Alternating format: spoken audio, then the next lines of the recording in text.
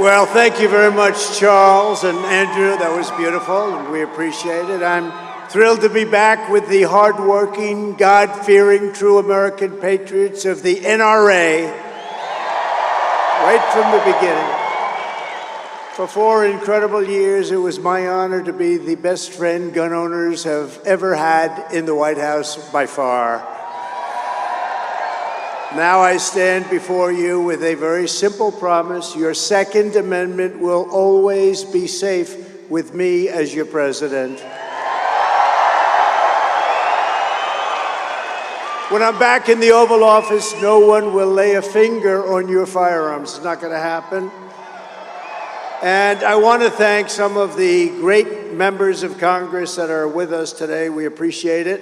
Scott Perry, brave man. Where is Scott? Where is Scott? He's fantastic. Thank you, Scott. Great job. Guy Reschenthaler. Guy Reschenthaler. Where is Guy? He's here. I just saw him. There he is. Thank you, Guy. Fantastic job. A good friend of mine, Dan Muser. Dan. Thank you, Dan. Thank you, Dan, very much. He's great patriots, great people. Lloyd Schmucker. Thank you, Lloyd. Thanks very much. Great job, too. These are very brave people. Also, Ambassador Carla Sands, who's done a fantastic job. And a friend of mine, you wouldn't believe it, I met him when he worked at CNN. Can you believe it? No. He got out. He said, I'm out of here. He said, I'm out of here.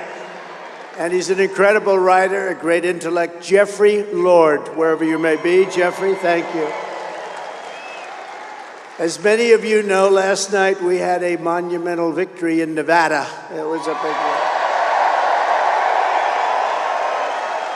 one. We won over 99% of the vote and got more votes than any candidate in the history of the Nevada caucus.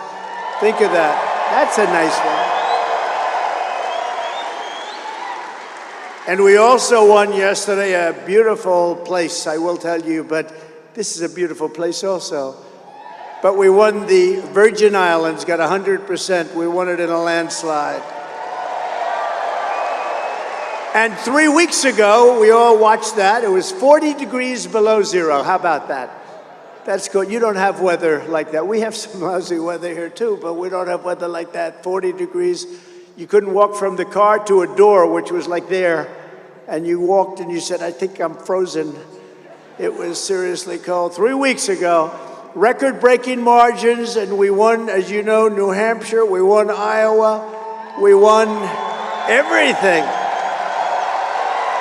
In fact, when we went to Iowa, we won by the largest margin in the history of the Iowa caucus, ×2, double the largest margin. Then we went to New Hampshire, and we had more votes than any candidate has ever gotten in the history of the New Hampshire primary. So these are good signs. These are good signs. And 15 days from now, we're going to win the South Carolina primary. We're way ahead. But we only have a 42-point lead. That's not bad. And this November, we're going to win. Remember, this is the big one. The White House. We're going to win the White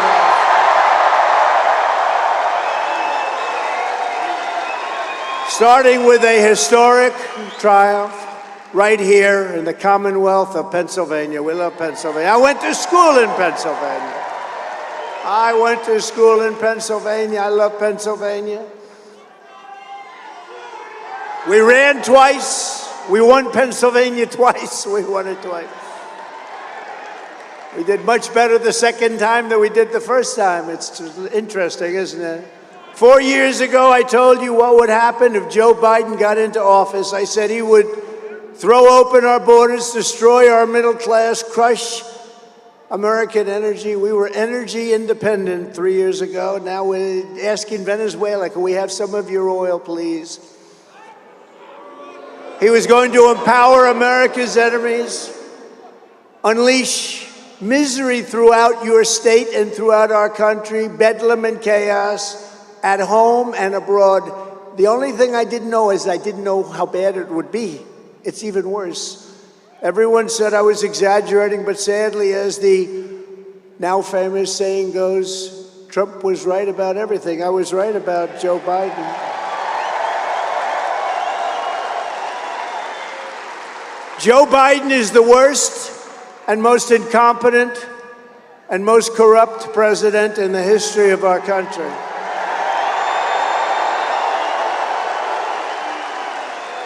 And today I issue another warning.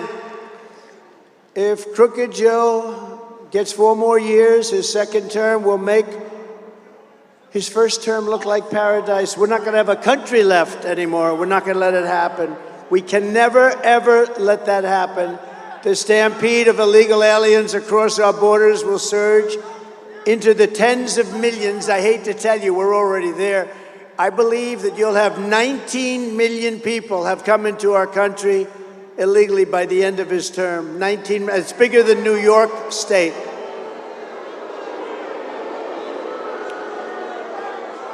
And the people that will benefit the least, the biggest losers in this whole invasion, will be African Americans, Hispanic Americans, Asian Americans, and all unions. Unions will be out of business.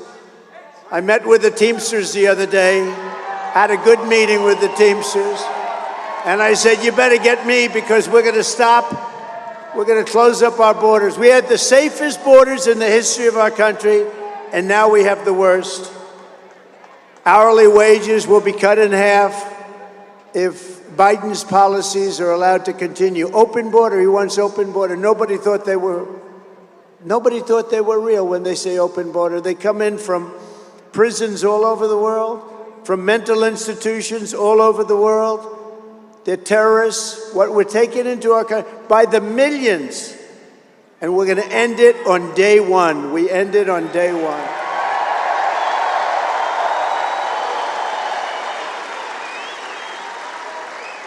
Our cities have already become hellholes with carjackings, lootings, muggings, and murder spilling deep into the suburbs. The other day, one of the great people who worked for me in the White House, an executive, brilliant young person, was carjacked and shot in the head and killed. And this is in Washington, D.C. It took place. He was picking up his wife, incredible couple, beautiful couple with children, beautiful children. And a thug came up, put a gun to his head and killed him. For no reason whatsoever, just killed him. Our currency will be trashed. Our middle class will be thrown into servitude and poverty. This is what's happening already. You see it's happening. You take a look at your cities are going to hell. You take a look at what's going on. They're filthy, dirty, they're crime-ridden. People walk down the street, they get shot, they get mugged. We're really likely to face I say 100% chance of a terrorist attack. You know, in 2019, and I didn't even believe this number, but the fake news, that's a lot of fake news. Look at that.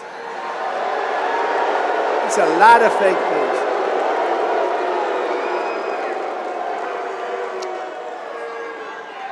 I didn't believe this number, but they had up that in 2019, that's my time, there were no terrorists. You know, we had all sorts of bans. We had it down. We really had it down. Not one terrorist that they have, at least on record, I'm sure it can't be exactly correct, but not one terrorist was reported. Now, if you look at your numbers, more than we've ever taken are pouring into our country from all over the world, from countries that many of you have never even heard of. They're pouring into our country.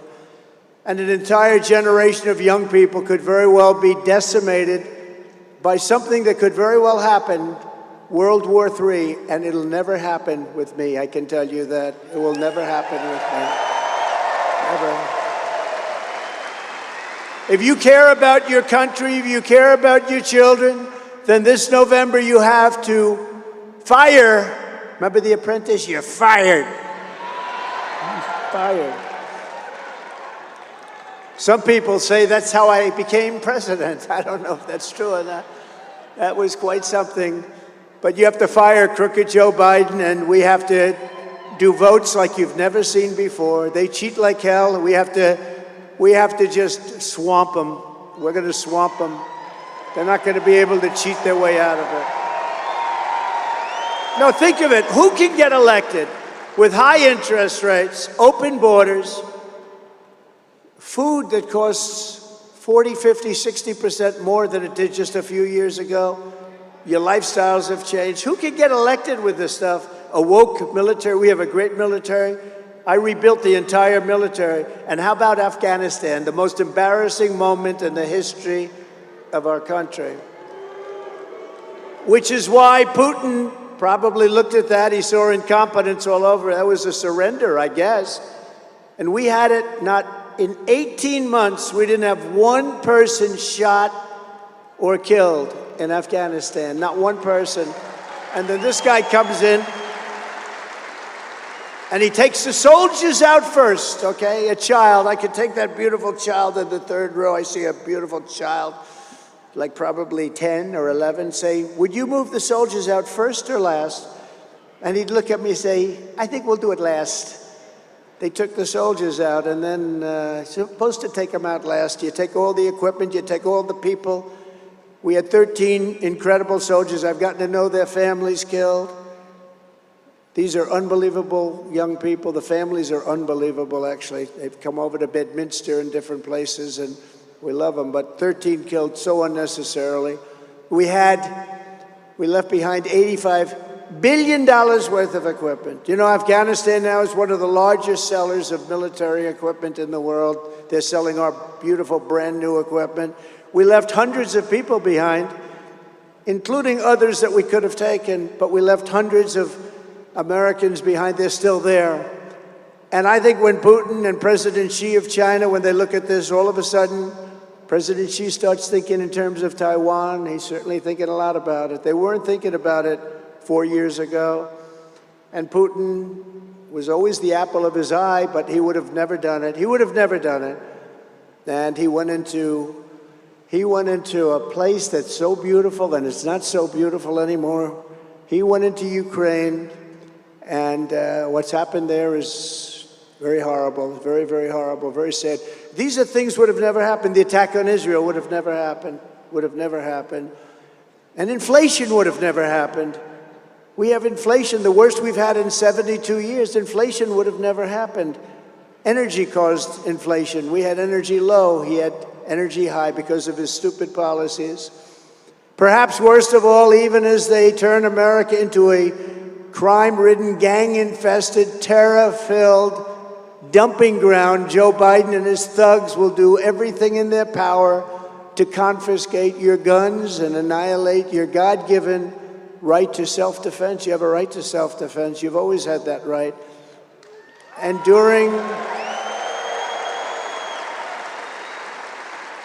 my 4 years, nothing happened, and there was great pressure on me having to do with guns. We did nothing.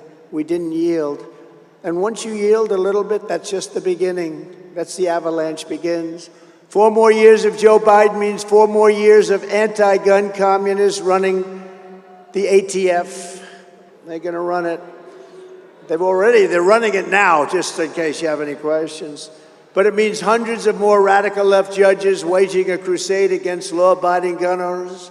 And 4 more years of Joe Biden means a nonstop war on gun makers, dealers, and sellers designed to put the entire industry right out of business. They want to put it out of business. I'll tell you, the NRA for me has been a great partner. They endorsed me early in 2016, and the relationship's been a great relationship. And I don't know what they're doing in May, but I understand they're having a very big event in May. They better endorse me. That's the only thing I can say. That's actually an endorsement that means something. Well, I'm coming to Dallas in May, I can tell you that. The only thing standing between you and the obliteration of your under siege Second Amendment is me. I'm the only thing. Anybody else, you wouldn't have your guns right now. You know, they started with the ammunition, you know that. They couldn't do the guns with me, so then they started getting rid of the ammunition. People said, I have a gun, I can't get ammunition. We took care of that very quickly. If Joe Biden is reelected, your gun rights will be gone. They'll be totally gone. You know, the sad part of that is the bad guys aren't giving up their guns. The bad guys aren't, but the good people aren't giving up their guns either, because there's never going to be anybody that's going to be asking for your gun. And when I'm reelected, every single Biden attack on gun owners and manufacturers will be terminated my very first week back in office, perhaps my first day.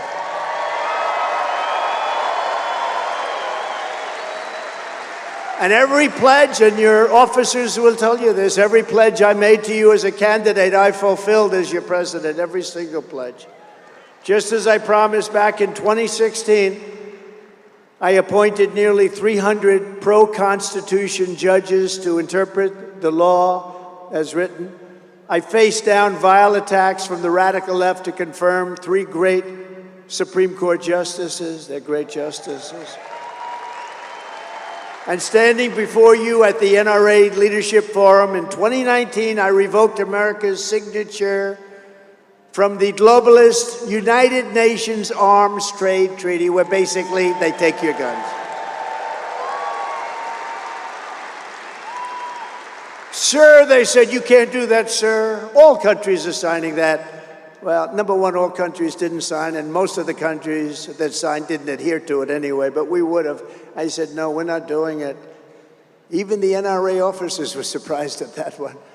I stood up for our hunters, fishers, and sportsmen like no one has ever done before, opening up millions and millions of acres of federal land and rolling back Obama's assault on hunting, fishing, trapping, and ammunition. Obama was brutal. Obama was brutal. Biden happened to be along for the ride. I think maybe that's still happening, isn't it, huh? You know, whenever I say, you're President Barack Hussein Obama, they say, oh, he doesn't know who the president is. No. It's bad to be sarcastic with this group. When I do an imitation of him not being able to find the stairs, see how many stairs? We've got about 5 of them. I do an imitation, I go home, my wife said, darling, our great First Lady, by the way, we have a great First Lady.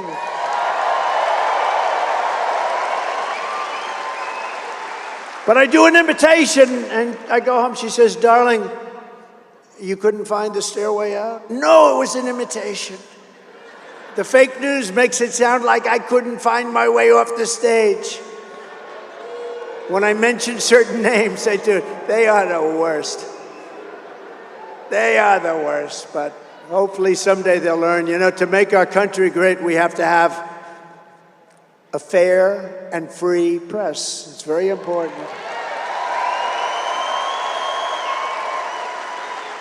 We need that.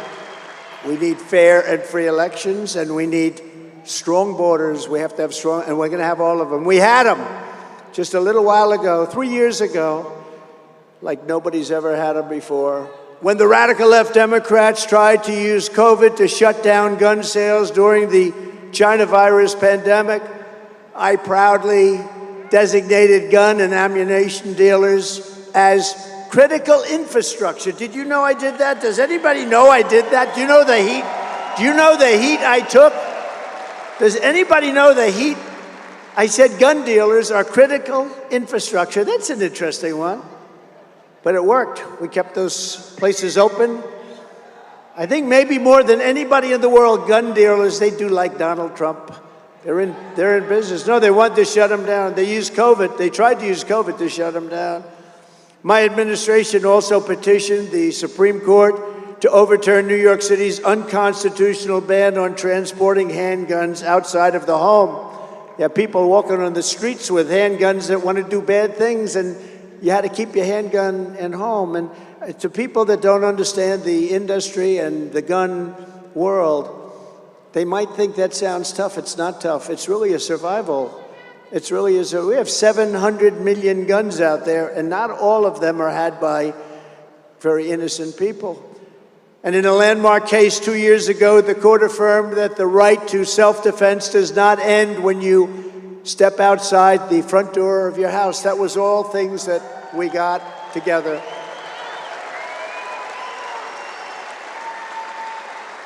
But under crooked Joe Biden, your Second Amendment is again under siege. You know that. Biden has implemented a vicious zero-tolerance policy. Do you know what that is? It's not good.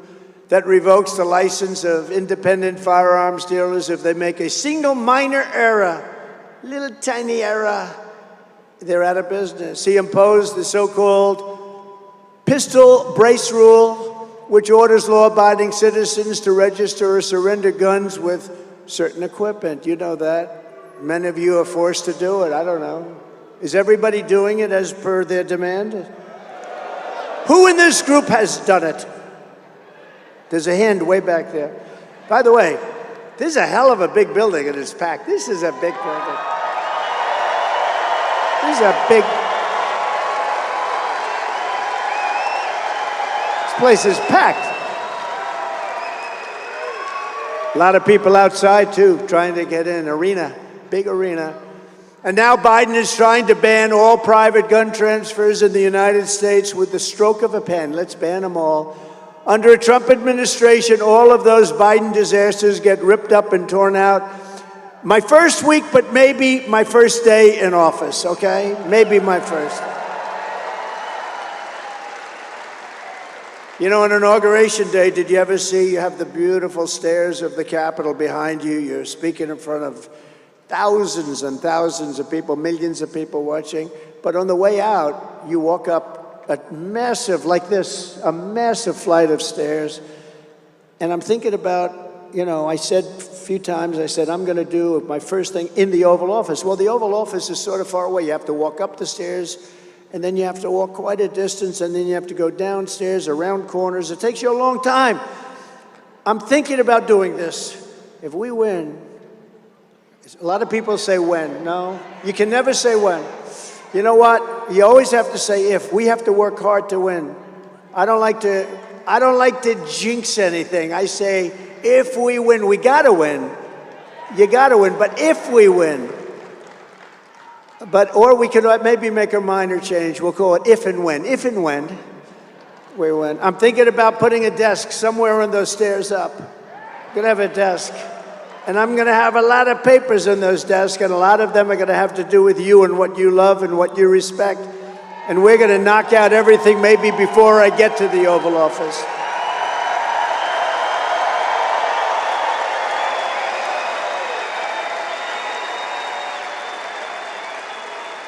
That'll look strange, won't it?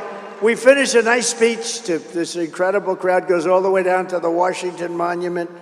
We had some crowd, I'll tell you. But it goes all the way down, and I'll be speaking, they'll say, that's strange. There's a desk about 12 stairs up. You got probably 100. What is that desk doing there? And it might look strange, but it's not going to be strange when I start signing those things. But we're going to knock it out. We're going to knock it out fast. And it is true, when the NRA endorsed me, you know, I said I was going to do it, but I was in the real estate business, and I was in business generally. We did great. But when I said it, a lot of people didn't really believe the things I was able to do for the gun owners and for a lot of other people, too, outside of the gun world. But we did every single thing and more, and it was my honor to do it. Incredible people.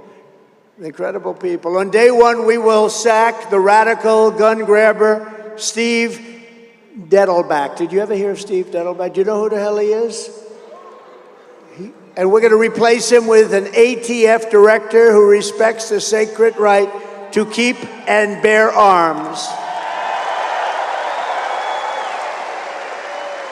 You don't know who Dettelbach is. He's a guy that is not good for this room.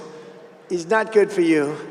We will fire ultra-left Interior Secretary Deb Haaland and appoint a secretary who truly loves our hunters, fishermen, sportsmen, and outdoorsmen, like my sons. My sons love Don and Eric. They're great hunters. They love the outdoors. They love it to a point, like I say, when are they coming back? And they're good, too. They're good. If they were golfers, they'd be better than scratch. Does anyone know what I mean when I say that? They'd be better. They're really good. They can shoot. They can shoot as well as about anybody. But they love it. It's a great passion, and it's good for them. And we will completely overhaul the corrupt Department of Injustice to clear out all the communists who have weaponized government activities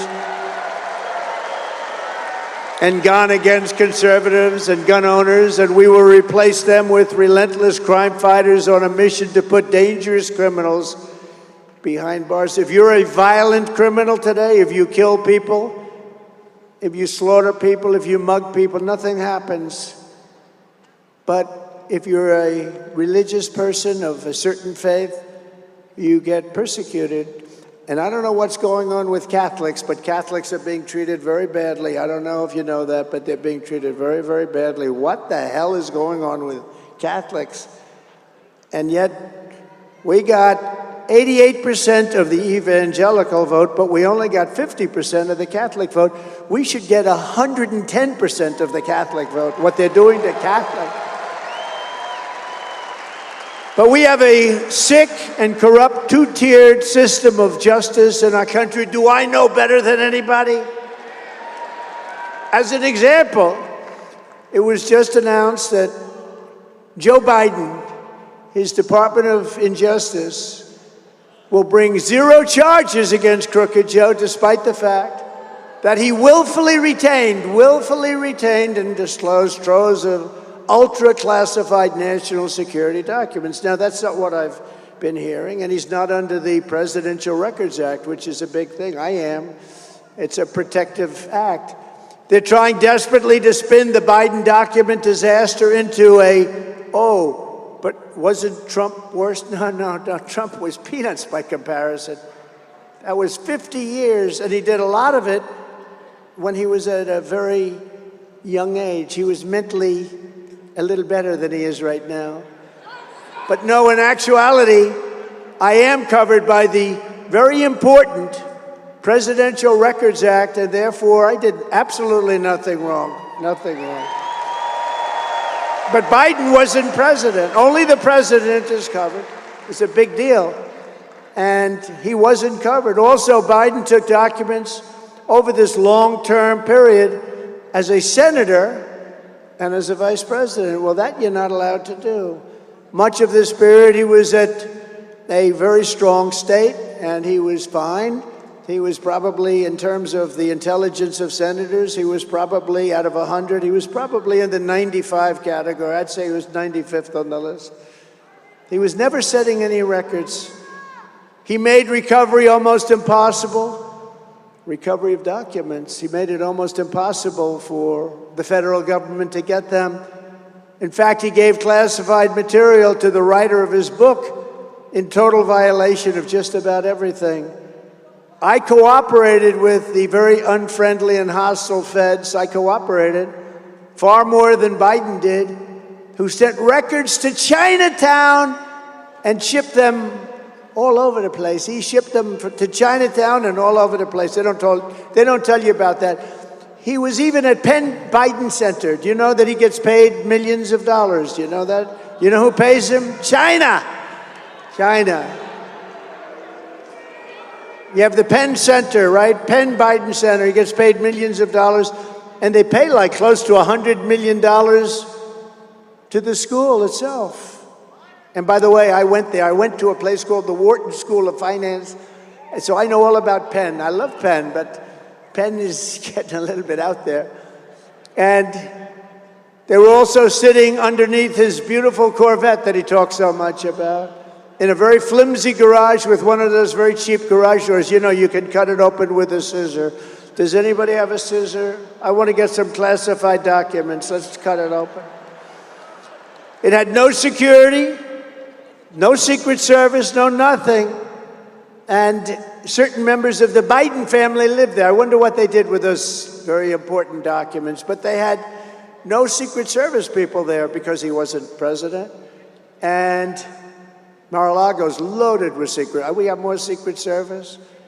But Biden fought them all the way. I didn't. They're trying to make it the other way. No, Biden fought them very hard, and they never got what they wanted to get anyway. I even gave the DOJ and the FBI lunch at Mar-a-Lago. You know, they say I didn't behave.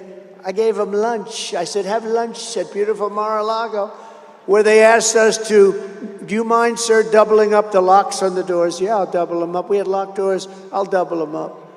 And I did that. The discussions were good, and then they ended up with the now famous raid on Mar-a-Lago. We're having a talk, and they raided my house. They did it for publicity reasons. They did it for election interference reasons. They want to interfere with the election.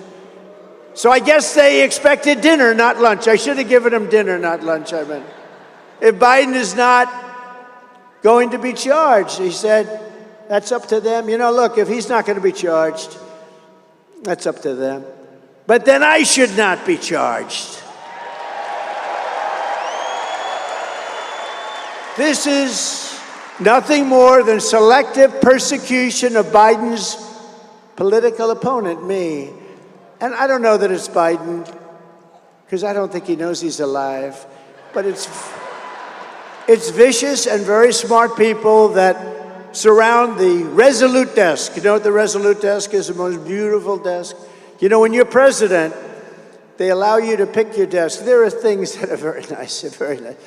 And they have these unbelievable desks. One of them is the Resolute desk. That's the one I took. And it had a tremendous history of presidents behind it. And he has the same desk. I think he took it because he likes me so much, you know. He said, I want to use this. I want the same desk as President Trump had. But never has such a thing as what he's done with the weaponization of our government, DOJ, FBI. It's never taken place in our country. It only takes place in third world countries. This has never happened in our country before. And the local DAs are part of it, and the attorney generals are all a part of it. You saw what happened in Atlanta with Fani, F-A-N-I, Fani. How do you pronounce F-A-N-I, Fani? They interviewed her a year before. I would never have an affair with anybody in my office. Well, she had an affair. And they paid the guy almost $1 million. The only way, and honestly, that just corrupts all of justice. And they spent a lot of time at the White House. You read that. It came out last week, right? Everybody read it? If you didn't read it, I'm telling you now, and I'm telling all the fake news back there. They spent a lot of time in the White House. And you know what they were talking about? How do we get Trump? How do we get him? He's been quite elusive over the years, hasn't he? He's been quite elusive. The only way to defeat this corrupt and weaponized system is to defeat crooked Joe Biden, to vote overwhelmingly for President Donald J. Trump in November, which is voting for yourselves. Under the Biden administration, every facet of our government has been perverted, corrupted, and turned upside down and inside out. The Justice Department persecutes law-abiding gun owners and pro-life Christians, while violent felons are released from jails by the thousands and thousands. A 95-year-old veteran was kicked out of a nursing home. 95-year-old veteran, a highly regarded veteran, to make way for an illegal alien that came into our country. Gangs, the most vicious gangs you've ever seen.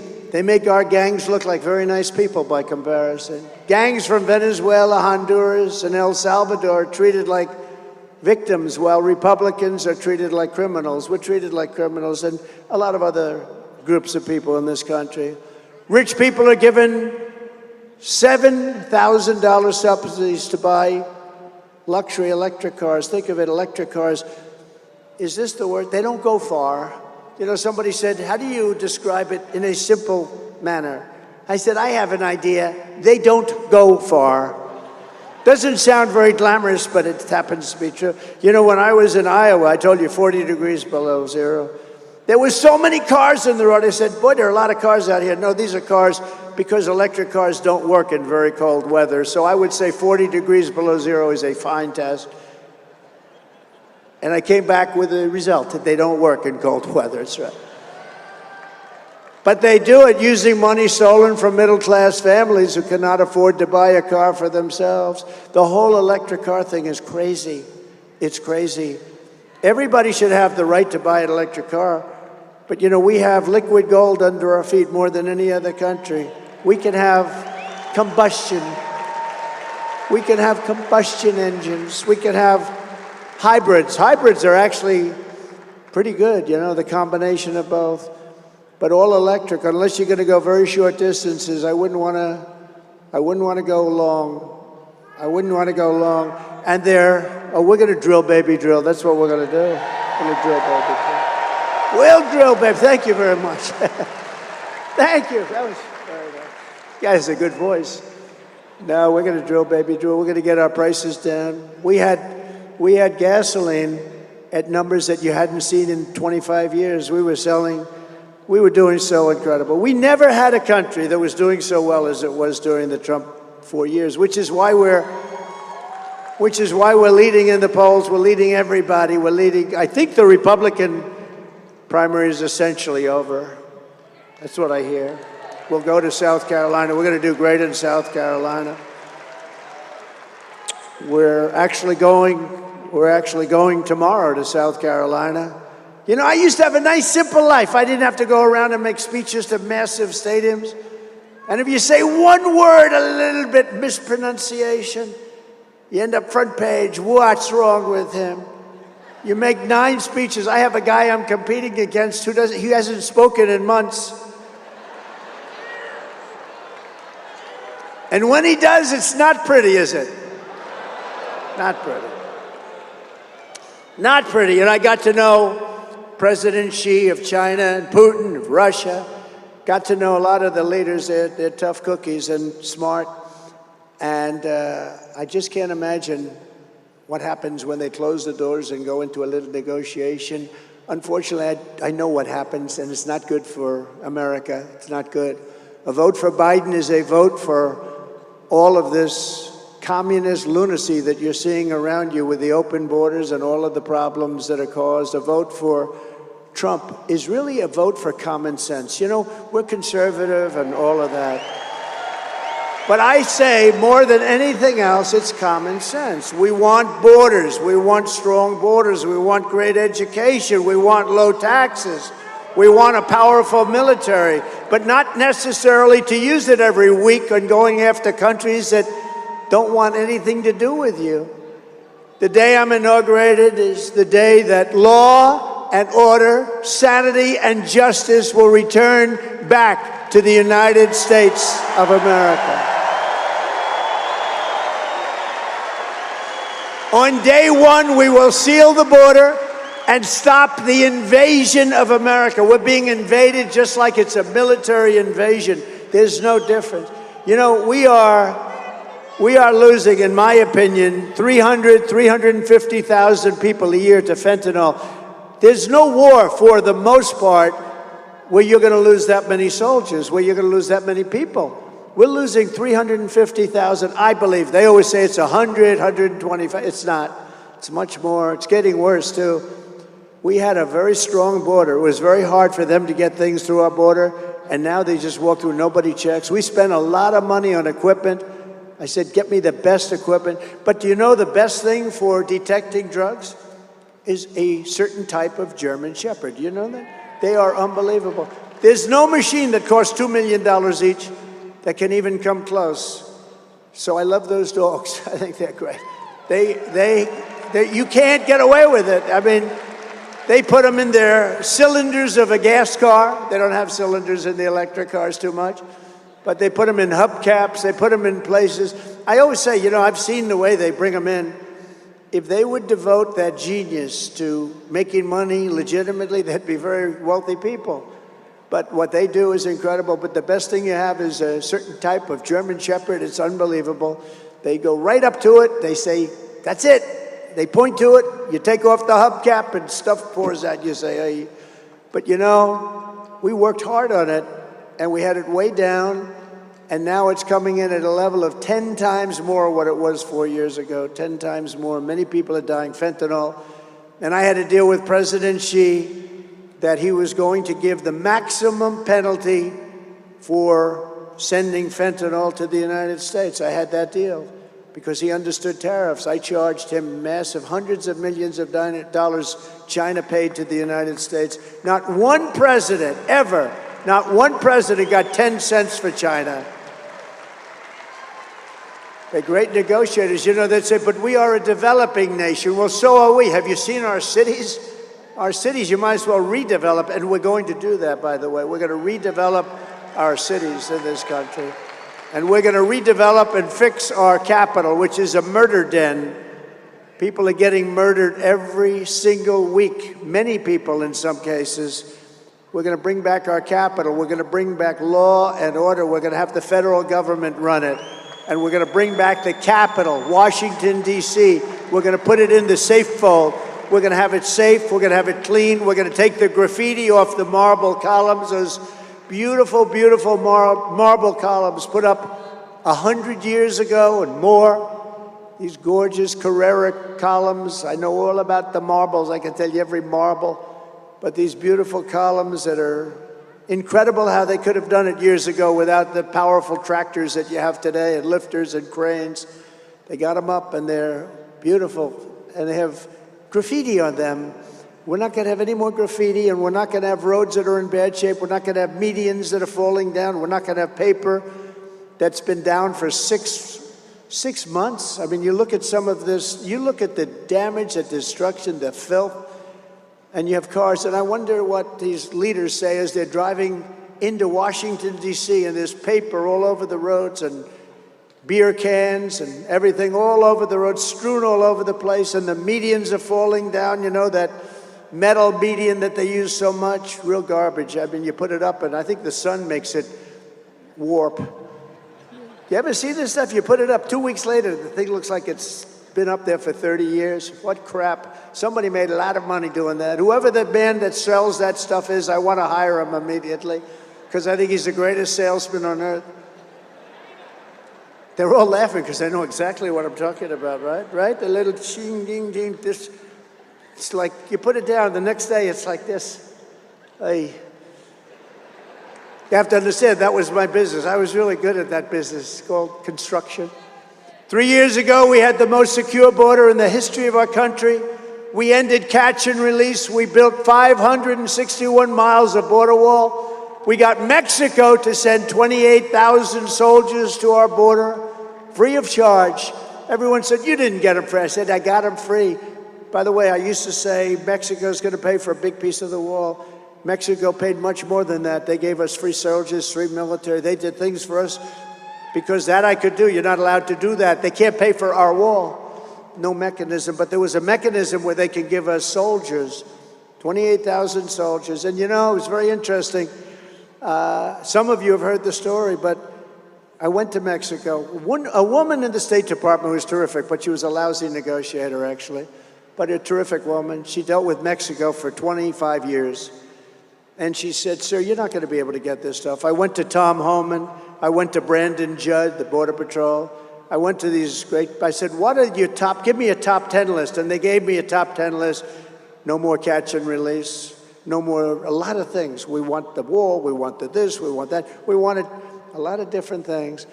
And the woman looked at me, she said, sir, we've been after that for 25 years, as long as I can, you'll never get it. I said, yes, we will, 100%. Sir, you won't be able to get it. And I like the president of Mexico, the former president, I guess. He's going to be taken off for somebody else has taken his place. I'm sure I like the person that's taken his place. We'll get along just fine, but so what happened is I said, no, they're going to have to give us 28,000 soldiers. That's a lot of money. I also want a thing called Remain in Mexico. Isn't that a good idea, Remain in Mexico? You know, Biden ended that. When he ended Remain in Mexico, and I built all of these hundreds of miles of wall, in 3 weeks we could have thrown up another 200 miles of wall, 3 weeks. And that's when I realized they want open borders because they didn't want it. And they took the wall, which was exactly what the Border Patrol, it wasn't my design, it was a design by Border Patrol. I frankly would have liked concrete plank going straight up, but you had to be able to see through a lot of different things. They wanted it to be steel, concrete, and rebar. I built everything, even the panel on top. I hate the way it looks, but it's called an anti-climb panel. It makes it almost impossible, unless you're a Mount Everest climber, to get over the wall. These guys would scoot over the wall like it was nothing. But that's an anti-climb panel. We did everything they wanted, and we built it, and it was so much more than I promised to build. And then I said, we need more, because people would go out on these sketches, and we had to fill in the certain areas that were hard to get legally from eminent domain and various other things. So what happened is we're building the wall, a lot of people coming in, a lot of death, a lot of destruction, a lot of people pouring in, but peanuts compared to what it is. This is peanuts. And I got Mexico. I said, you're going to have to pay for the soldiers free of charge. They laughed at me. They said, we're not doing that. I said, you have to. I'm sorry. We're not doing it. Sir, you have to be. Here's a guy, handsome guy, beautiful representative. He laughed. He said, sir, we're not giving you soldiers. Why the hell would we give you soldiers? He actually thinking to himself, we've been ripping off the United States for years. Why the hell would we give them soldiers to protect their border? We're not doing that. We want them out of Mexico, these people that are coming up. A lot of criminals, a lot of bad people are coming through. So I said, no, you're giving it to us, 100%. No, sir, I'm not giving it to you. I said, listen, 100% that you're giving it to me. We're not giving it to you, sir. You're giving it to us. He goes, no way. I go, way. And so we left it. And I said, here's the story. You're going to give us every one of these items. I have 10 items, and remain in Mexico is a big one, but no more catch and release. We call it catch and release in Mexico. We had catch and release in the United States. We catch a criminal, and we release the criminal in the United States. What the hell? And then we say, come back in 6 years for a court case. Only the really dumb ones came back. Most of them that was it. They were in our country. We had them. But some really dumb ones came back. I'm here to go through a court case. Oh, wonderful. Thank you very much. So what happened is I said, no, you're going to give it to us. So he said, why are you so confident that I'm going to give it to you? I said, here's why. Because I have before me a document, and I'm signing it now. And if you don't give us 28,000 soldiers immediately to protect our border from people pouring into our country, I am going to charge you a 25% tariff on every single thing you make, including all of the cars, because you stole, they stole 32% of our car industry, by the way, in case you don't know. And every car made in Mexico that gets sold in the United States is going to have a 25% tariff. And if it doesn't take place within a month, it's going to go to 50% and then 75%. And he said, sir, may I please take 5 minutes and call my president? I said, you may. He comes back. Sir, it would be a great honor to supply you with 28,000. It would be my honor, sir. It would be my honor. And we had a great relationship with Mexico, and we had the safest border we've ever had in this country, ever had. And then as the wall got built longer and longer, but we could have added another 200 miles, and they didn't want to do it. And then they ended up selling that expensive wall, very expensive. They sold it for 5 cents and 10 cents on the dollar for scrap. And that's when I said, these people really want open borders. It's not even believable. But we did a hell of a job, I'll tell you, and we'll do it again. And we're going to do it again, bigger, better, stronger than ever before. It's all going to happen. It's all going to happen, and we have no choice. And if we don't get elected, we have no country any longer. I really believe that these people, they're crazy. These people, what they're doing to our country is insane. You have to see, some of the people coming into our country these are hardened criminals. These are hard, tough, they're prisoners. They make our prisoners look like very nice people, okay? These are hardened criminals that are coming into our country. And now you're seeing the problem. You saw where they beat the hell out of 2 police officers in New York City. And then the DA said, let them go, that's okay. But he goes after Trump. Goes after Trump. You have to be a violent criminal. If you're a violent criminal, you have no problem. Under Biden, millions of illegals are now pouring into our country. And these include terrorists. You have a 100% chance of a major terror attack in the not-too-distant future. It's a terrible thing to say. I went 4 years with no terror attack. 4 years. And I could never talk about it. We call it the ban. Remember the travel ban? We cleaned up the name a little bit.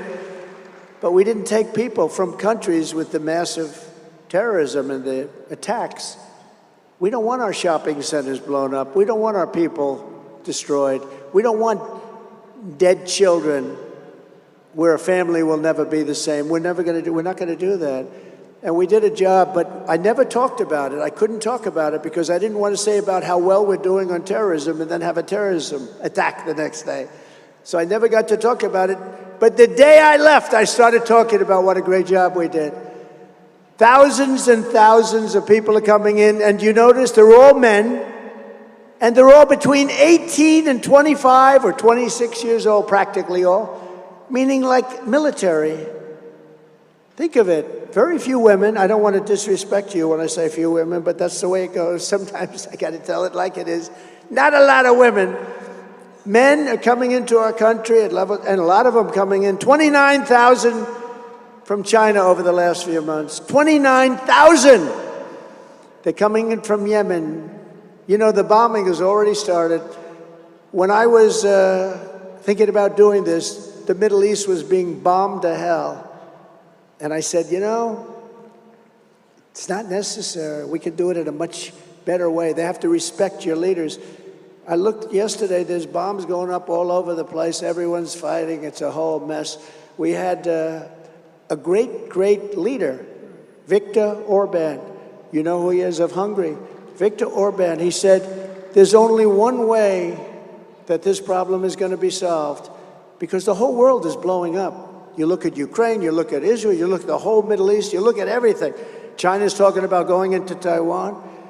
But Victor's a tough leader and a smart man and highly respected, but he's tough.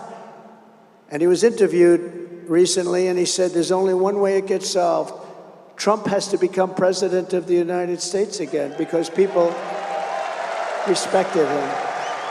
I knew exactly what he was talking about. When I'm president, instead of trying to send the state of Texas a restraining order, I will send them reinforcements. They're going to get reinforcements. They're doing a good job. And I'll use all necessary military and law enforcement resources to defend the United States of America. We're going to be very strong. And within moments of my inauguration, we will begin the largest deportation operation in American history. We have no choice. We have no choice. We have no choice. And we're going to start with the very bad ones because the very bad ones are very, very bad. They're worse than anybody you've seen. And we know who. You know who knows who they are? Your police force. Your local police know exactly who they are. They know them by name. We have to respect our police. Our police have done a great job, and they have not been given the kind of respect that they deserve. We're going to let our police do their job. Did you ever see, I mean, we have a phenomenon going on now where a department store, for years they wanted to go into a city, a location, and they finally got it built. They spent millions of dollars, and now this new phenomenon where hundreds of people rush into the store, mostly younger people with masks and everything. They rush into the store and they walk out with television sets. And I mean, I saw one the other day walking out with a refrigerator. He's got this massive, I said, he's a pretty strong guy, right? Can you believe? And the police are standing there, they're not allowed. It's not that they don't do anything, they're not allowed. They say, you will not do anything to stop this. We can stop that problem. This is a new phenomenon. Nobody's ever seen it before, where they send 300 kids into a department store and within 15 minutes, the entire store is wiped out, millions and millions of dollars. Then they close the store and the neighborhood becomes a blighted neighborhood. The whole thing, it's like a chain. It's a chain effect. And it's a horrible thing that's happening. There's no respect for our law enforcement. And our law enforcement could have respect very quickly. And you could stop that phenomena in one day, in one city, if you got tough. If you got tough, the whole country would see it, and it would stop immediately. Despite the worst border crisis in U.S. history, crooked Joe Biden just tried to ram through a massive open borders bill that would allow nearly 2 million illegals per year. Did you see that? 5,000 people a week. Some people said 5,000 people a day, but I think they meant 5,000 a week. Were allowed to come in, dispense unlimited numbers of work permits for illegal aliens to steal American jobs. The unions are going to be out of business. I'm telling you, if the Teamsters endorse Biden, here's the good news. Most of the Teamsters are going to vote for me anyway. And the unions. And workers, just workers. But you give illegal taxpayer-funded lawyers, so they have millions of dollars in this agreement, in this deal, which we, by the way, killed. I think we killed it. I think it's dead. But you can never say it because bad bills always come back to life because these guys make a lot of money with bad bills. But they give millions, tens of millions of dollars, it's down there, to lawyers to represent the illegal immigrants that come into our country. It's not even believable, some of the things. Do you ever notice they come off? Everybody has a cell phone. They come in, they get off a bus. There's always some nice person greeting them. I don't know who these people are. They, hello, welcome. Do you ever notice that? They have like these people. Nice women, beautiful women. Hello, it's so nice to see you. The guy looks at her like he's gonna rip her apart. Hello. He never saw this. Nobody ever shook his hand before. Hello, here's your cell phone. Here's your this. Here's your credit card. Would you like to stay today at the Waldorf Astoria, or would you like a Trump hotel? No, it's crazy. It's crazy. Our soldiers are great veterans. I met some of the incredible parents of some fallen soldiers in the back. Incredible. They have the pictures on their chests, just beautiful, beautiful kids. We have veterans that are living like dogs on the streets, and we have illegal immigrants who are living in luxury hotels with cell phones and credit cards. And that's going to all change very fast. Well, it's going to change because we're not allowing people into our country anymore unless you come in legally. So it's going to change in that way. In fact, one of the bill's top Democrat architects admitted just yesterday that illegal aliens are, quote, the people that we care most about. They care. The Democrats care most. He said, these are the people we care most about. Because you know why? They want those people to vote. Now, the good news is they cheat so much they really don't need them. That's why I was never a believer. They cheat with ballots, and they drop ballots and fake ballots and 100 different things. They got more ways of cheating. It's a way of life. It's become a way of life. Our elections are so rigged. But just in case, they're going to be voting. Those people are going to be voting. They try and get them registered. They don't speak a word of English. You're going to register here. Oh, I see. But they have no idea what's going on. They want to get them to vote. In our movement, we believe the highest priority should be law-abiding Americans, not illegal aliens. We got to take care of our soldiers. We have to take care of our veterans and our police and our firemen, people that have loved our country. I mean, you see it over the last few days. I don't know what it is. I've been saying, I wonder why it doesn't seem like, because the fake news doesn't want to report migrant. We call it migrant crime. It's unbelievable what's going on. And now for the first time, you're seeing migrant crime. These are tough people. Again, many of them come out of jails and mental institutions. They're not just sitting there looking for a job, learning English, and let me get a great job. These are tough people. These are hardened criminals in many cases. And now you're seeing migrant crime. When a policeman goes up to them, they laugh right in the policeman's face and then punch him in the face. These are not innocents. These are tough people. And we're taking them by the millions. We're taking millions of people, millions and millions. We have no idea who they are, where they come from. We're not doing it anymore. We're not doing it anymore. The biggest fear I have, the biggest problem I have, 10 months is a long time. The damage that can be done to our country in 10 months, including World War III, the way we're going, we're going to end up in World War III. We have a guy that can't put two sentences together, and he's in charge of negotiations with Russia, with China, with North Korea. We're in a very dangerous position. I believe we've never been in a more dangerous position in our lives. And if the Senate wants to pass a real border bill, they should establish criminal penalties for senior Biden officials who refuse to enforce the existing law. They don't want to do anything. You know, you don't need a bill. The president has the right to say, close the borders. The bill is a hoax.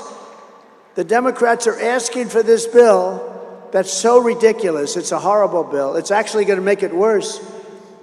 But I keep saying, you don't need a bill. I did it. I had no bill. And you know what I did? We're having a hard time with some of our senators, our wonderful senators. I took it out of the military to build the wall because I called it an invasion. This is a military invasion. And I built the wall mostly with funds from our military. I said, I'm sorry.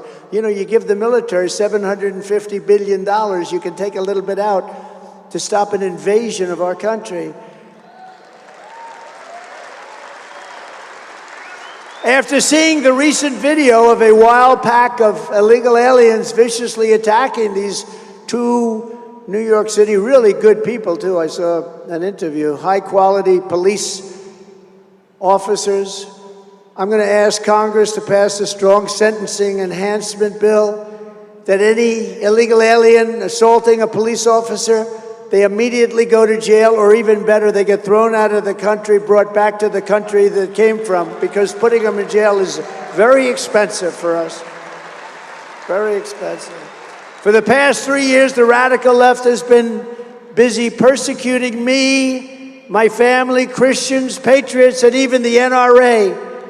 And meanwhile, the country is in chaos and bloodthirsty criminals are running wild and roaming our streets.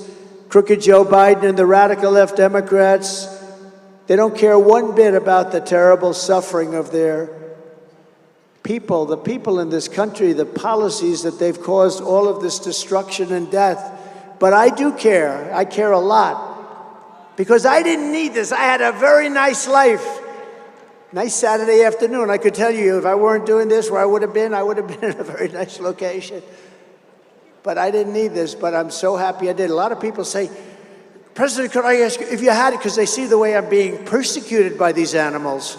They said, President, if you had it to do again, successful people ask me this question all the time, would you do it again? You know what I say? Absolutely. What we're doing is so important. We're not going to have a country left. We're going to make America great again. It's very simple. But they asked me that. They asked me a few questions. They asked me that one. Would you do it again? Always the answer is very quick. I don't even have to think about it. The answer is yes. We're going to make this country so great, better than it's ever been. It would have been easier if we just did the other 4 years. It was all set to go. But now we have to bring it back because now it's gone substantially down since this character took over, or whoever it is that's running it, because nobody really knows. But when I'm back in the White House, remember, that's the one question they ask. The other question they ask is, will they do it again, sir? Will they do it again? In other words, they're going to cheat again. We're not going to let them cheat. We're not going to let them cheat. Whoever thought it was even possible? When I'm back in the White House, we will mount an all-out campaign to stop the scourge of violent crime in America. We're going to stop it. Upon my inauguration, I will direct a completely overhauled DOJ to investigate every radical, out-of-control prosecutor in America for their illegal, racist, and reverse enforcement of the law. Then we will smash the gangs, the street crews, and the criminal networks that are tearing up our country. They're tearing up our country. They have criminal networks that are like businesses. They're run better than most businesses, and they're run viciously and violently. It's not NRA members who are shooting up their communities, so instead of trying to eviscerate the rights of law-abiding gun owners, I will have federal law enforcement prosecute the countless gun crimes committed by gang members, drug dealers, and convicted felons. You know, when I went to China, I got to know President Xi of China, a very strong man, And he said, it is so nice to meet you. I said, nice to meet you too. We started talking about different things. I said, What about drugs in China? Do you have a drug problem? No, no, no, we have no drug problem. Think of it, 1.4 billion people. No, no, no, we have no drug problem. I say, so how'd you pull that one off? Now, they used to have a massive with the poppy, the opium. I mean, there was a drugged out country like we're becoming. You know, we're becoming a drugged out country. I don't know if you know it or not. We have drugs at a level that's never been seen anywhere. You have to look at the statistics this year. We're becoming, China at one time, many years ago, was a drugged out country, and weak countries were taking parts of China. Other countries were taking parts that would normally never be able to happen. But years ago, they instituted the death penalty for drug dealers, and as soon as they did that, it stopped. It stopped. So I said, you have a drug problem? No, no, no. He looked like, you know, like what the hell kind of a stupid question is that? Do we have? Of course we don't have a drug problem. I say, what do you attribute to quick trial? I said, quick trial. What is a quick trial? If you're a drug dealer and if you get caught selling drugs, they give you an immediate trial, immediate, and then sadly, you're executed. And so the drug dealers don't go there. They don't have a drug problem at all. They have a very meaningful death penalty. They don't have a drug deal at all. And they don't have a problem, like at all. 1.4 billion people, no problem. And frankly, you know, we organize all these committees. We did a good job. I had the First Lady on committees. I had a lot of nice people. I had a lot of socialites from New York. We had a lot of socialites from Philadelphia. They all want to be on. And many of them just love the glamour of being on a committee, but they don't know about El Chapo. They don't know about the toughness that you're talking about, the ruthlessness that you're talking about. And they do things, and they have a little discussion, and then start talking about when they're having dinner, where they're going. I wonder how nice it is, nice to be. They talk about restaurants. No, the only way you're solving that problem, and I don't know that our country is ready for it. Remember this, every drug dealer kills a minimum of 500 people during his or her lifetime. When you think of that, maybe you think differently.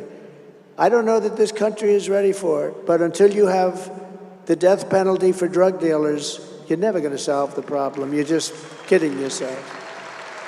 You're just kidding yourself. But I don't know that it's ready. But I will know when it's ready, because it's getting really bad. It's gotten so bad over the last 3 years. We've never seen increases like this ever before. I'm also going to indemnify our great police officers and law enforcement officials throughout the United States to protect them from being destroyed by the radical left for taking strong action on crime.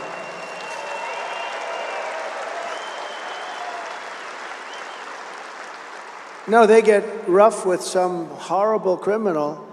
They lose their job, they lose their pension, they lose their wife or a husband, they lose their family, they get destroyed because they're doing their job. We're going to indemnify them.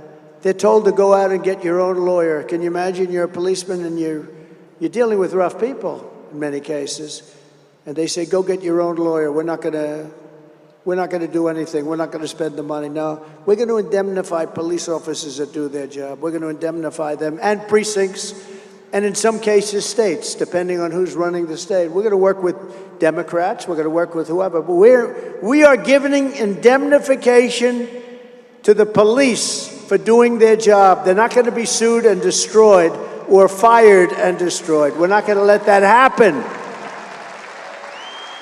And to further deter these barbaric criminals and help you defend yourself and your family, I will ask Congress to send a bill to my desk delivering national right to carry reciprocity. You're going to have that.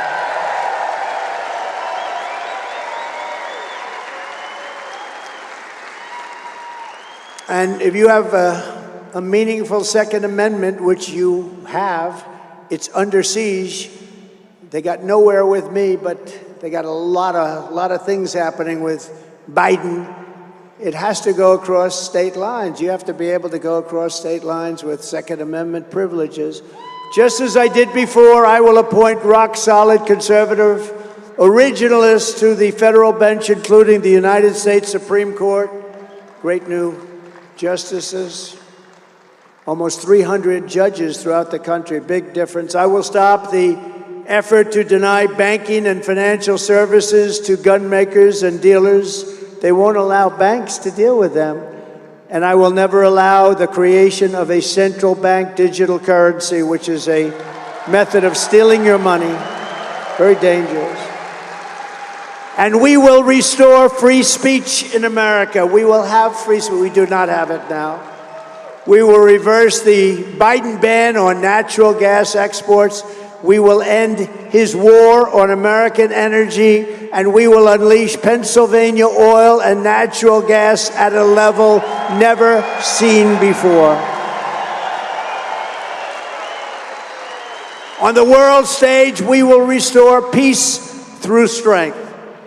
On day one, I will sign a new executive order to cut federal funding for any school pushing critical race theory, transgender insanity, and other inappropriate racial, sexual, or political content onto our children. And I will keep men out of women's sports. How crazy.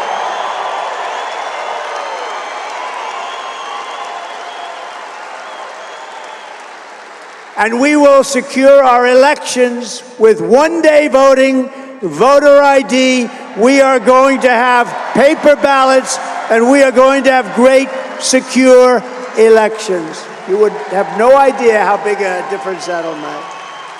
And in conclusion, this is the most important election in the history of our country. You know, I used to say in 2016, this is the most important, and I meant it. But you look at the border. We had a border problem in 2016. I fixed it so strong that it wasn't even talked about in 2020. I kept saying to my people, I want to talk about the border. What a great job I did. They said, sir, nobody cares about the border. You fixed it. I couldn't talk about it. And yet we still got millions and millions more votes in 2020 than we did in 2020. We did much better in 2020. A lot of bad things happened. You know that. I'm not going to let that happen again. But we did much, much better. Millions and millions of more votes. We got the most votes in the history of our country for a sitting president. But now we're going to blow that number away. I've never seen, ever, such spirit. We had 2016, 2020, the level of spirit was incredible. This blows it away. Because basically you've seen how incompetent these people that are destroying our country, what they're doing. So Pennsylvania is one of the most important battleground states in the nation. You know, when I won Pennsylvania in 2016, remember they said, no, Pennsylvania won't be able to be won. Everybody said that. Hadn't been won in, I think, 36 years. And I won Pennsylvania. Again, did much better in Pennsylvania than we did in 2016, too. And I was just coming over, and some of the guys working here said, sir, you are more popular in this state right now. You're going to blow Pennsylvania away. That's what I think is going to happen. But if you live in this Commonwealth, register everyone you know and get them out to vote. We have to win in November, or we're not going to have Pennsylvania. They'll change the name. They're going to change the name of Pennsylvania. How about all over the country? They're taking the name of George Washington off high schools and other things. That's one even I thought was safe. Abraham Lincoln and George Washington. Their names are now endangered. No, we are going to have to win. You're not going to have a country anymore. You're not going to have a state anymore. You're not going to have anything. We have to swamp them with so many votes that they can't rig it or they can't steal it. You know, at a certain level, they can't rig it anymore. It's too much. Pennsylvania is the Commonwealth where our founding fathers declared American independence. Such an incredible state politically. It's where they designed and wrote our glorious Constitution. It's where Pennsylvania oil came out. The first well, you know that, in the United States, Pennsylvania oil, and where strong Pennsylvania steel was poured into the backbone of our country. And now U.S. Steel was just sold to Japan. Okay, how do you feel about that? How do you feel about that? I wouldn't approve that deal. I wouldn't approve it. And this is the state where generations of tough, strong Pennsylvania workers, farmers, soldiers, and laborers forged the greatest nation in the history of the world. But now, we are a nation in decline.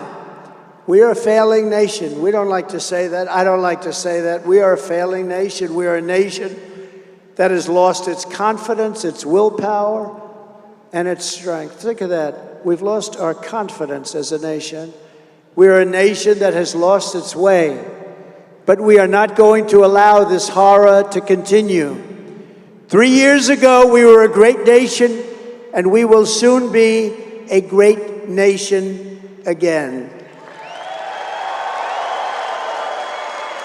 It was hardworking patriots like you who built this country, and it's hardworking patriots like you who are going to save our country. We will fight for America like no one has ever fought before. 2024 is our final battle. With you at my side, we will demolish the deep state. We will expel the warmongers from our government. We will drive out the globalists. We will cast out the communists, Marxists, fascists. We will throw off the sick political class that hates our country. We will protect our Second Amendment. We will evict crooked Joe Biden from the White House on November 5th, 2024. That's when it begins.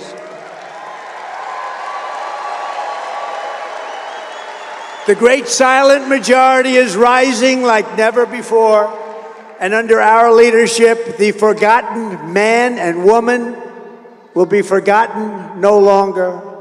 We are one movement, one people, one family, and one glorious nation under God. And together we will make America powerful again. We will make America wealthy again. We will make America strong again. We will make America proud again. We will make America safe again. And we will make America great again. Thank you, everybody. God bless you all. Thank you, Pennsylvania. Thank you all. God bless you.